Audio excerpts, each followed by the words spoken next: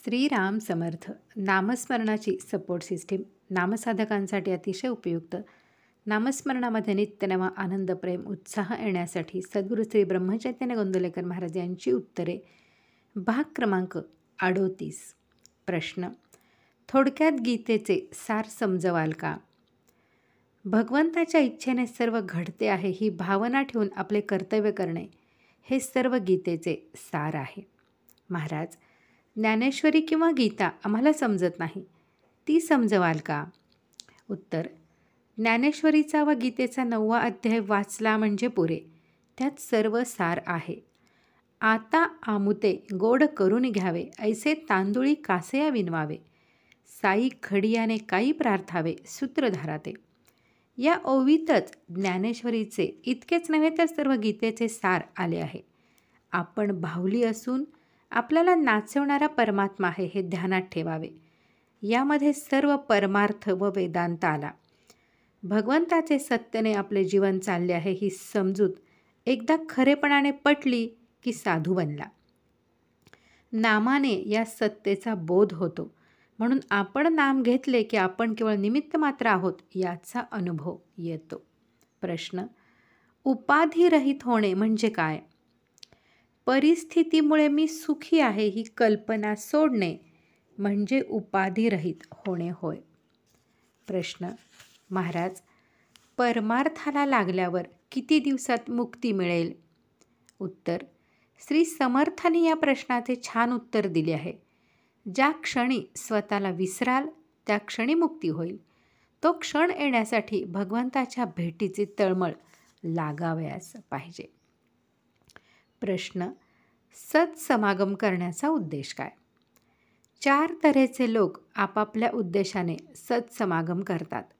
विषयातले न्यून भरून काढण्याकरता 1, प्रपंचात कळून न कळून पाप घडते ते दूर व्हावे म्हणून 1, संतांचे आज्ञेबाहेर जाऊ नये आणि प्रपंचही साधावा म्हणून 1, आणि चौथा असतो तो मी एकदा गुरु केला तोच तारील असे म्हणतो.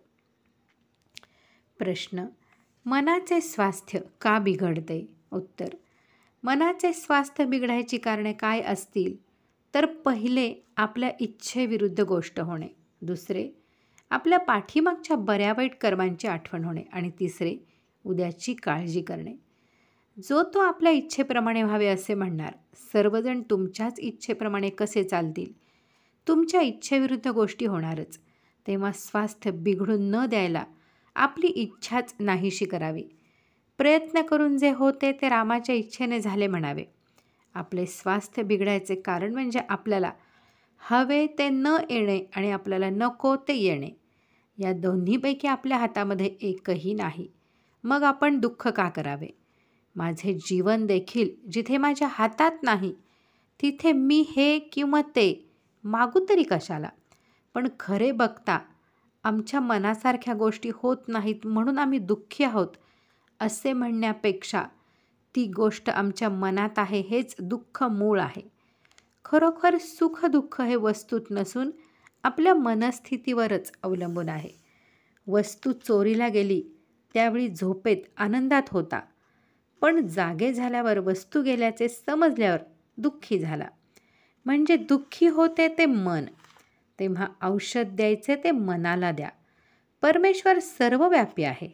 परमेश्वराची इच्छा प्रमाण मानली तर सुखदुःख मानण्याचे कारणच उरणार नाही. प्रश्न: सुख कशात आहे?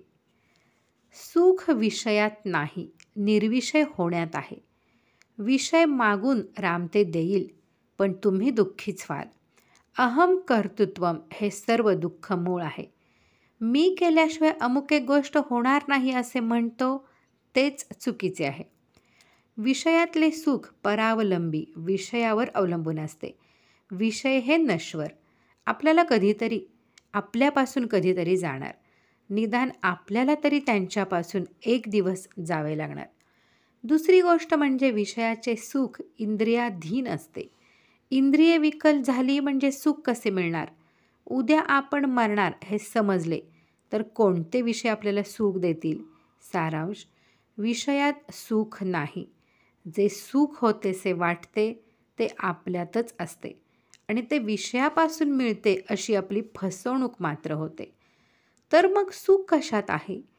पुष्कळ वस्तू मिळाल्या तर पुष्कळ सुख मिळते हा भ्रम आहे. खरे किंवा पुष्कळ सुख म्हणजे कायमचे सनातन सुख होय. ते सनातन वस्तूपाशीच म्हणजे भगवंतापाशीच असते. भगवंतापासून वेगळे न राहणे, त्याचे विस्मरण न होऊ देणे, त्याच्या स्मरणात राहणे, त्याच्या नामात राहणे, यातच खरे समाधान, शांती आणि सुख आहे.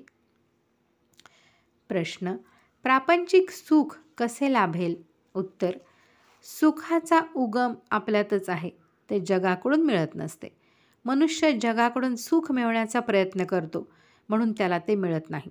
प्रत्येक व्यक्तीने आपल्या बाबतीत घडणाऱ्या बऱ्या वाईट गोष्टी परमेश्वराच्या किंवा आपल्या गुरूंच्या इच्छेने होतात ही जाणीव ठेवावी, म्हणजे त्याला भीती वा दुःख होणार नाही. तसेच चांगल्या गोष्टी घडल्या तरी त्याबाबत आनंदातिरेकही होणार नाही. आपल्या विचाराने ठरल्याप्रमाणे झाल्याचे सुखच मिळते असे नाही. काही वेळेस आपल्या विचारांच्या उलट होऊ नये, मागाहून तसे झाल्याचेच बरे वाटते. म्हणजे कोणत्याही गोष्टीचे सुखदुःख तात्काळ कळत नाही, हेच खरे. बुद्धीपेक्षा आणि पैशापेक्षा सदाचरणाचे वजन जास्त असते. सदाचरण असून भगवंताची निष्ठा असेल आणि आहे त्या परिस्थितीत समाधान ठेवण्याची सवय असेल तर प्रापंचिक सुख लाभते.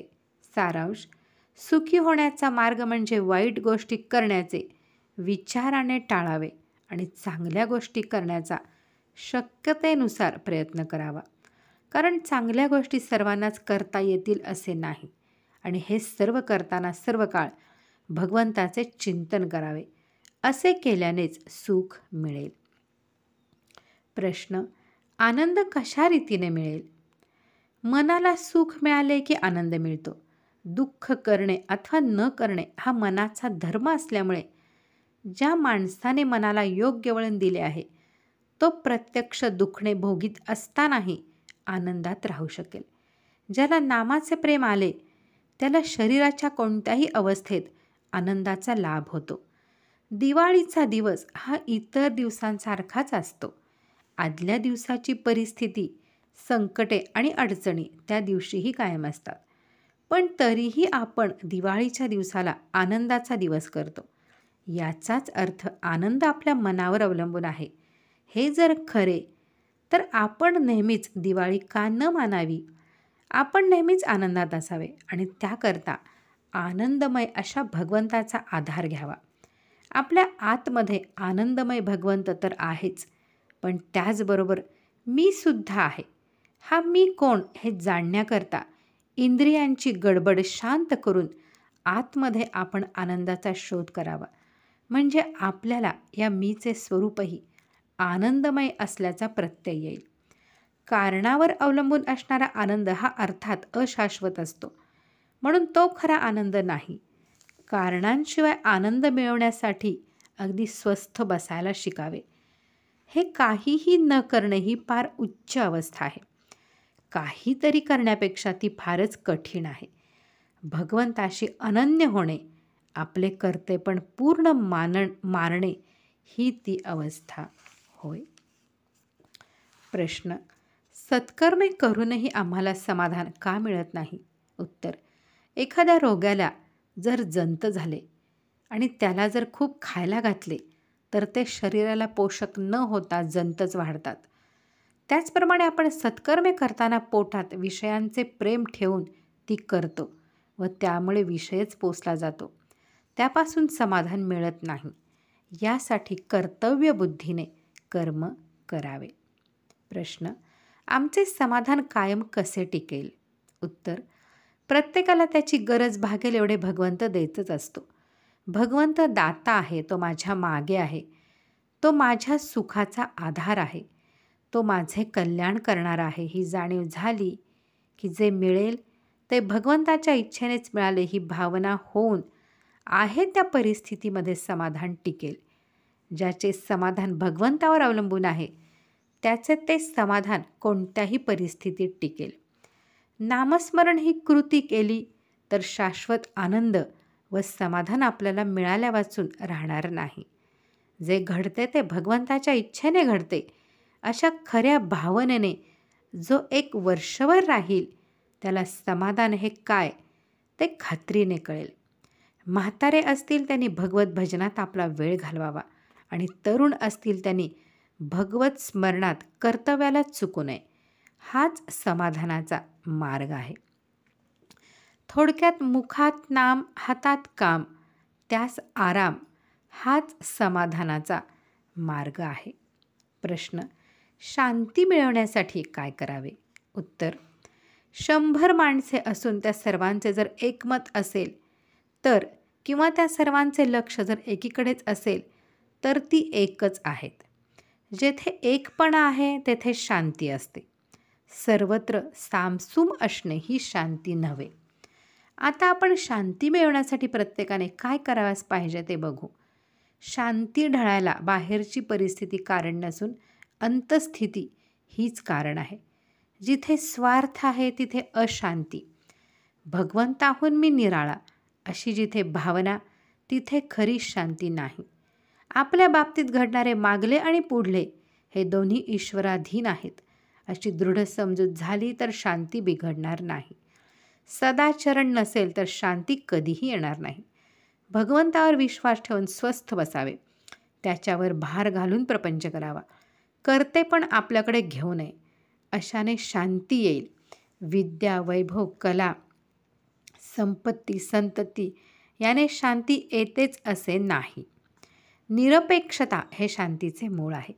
मनाविरुद्ध गोष्ट घडल्यानंतर लगेच भगवंताची आठवण करावी म्हणजे आपोआप शांती येईल. मनातील शांती कायम ठेवून रागवता येते ही गोष्ट अशक्य नाही. शांती परमात्म स्मरणाने मिळते. ते स्मरण अखंड ठेवावे. यातील पुढील भाग आपण पुढे पाहूयात. श्रीराम जय राम जय जय राम.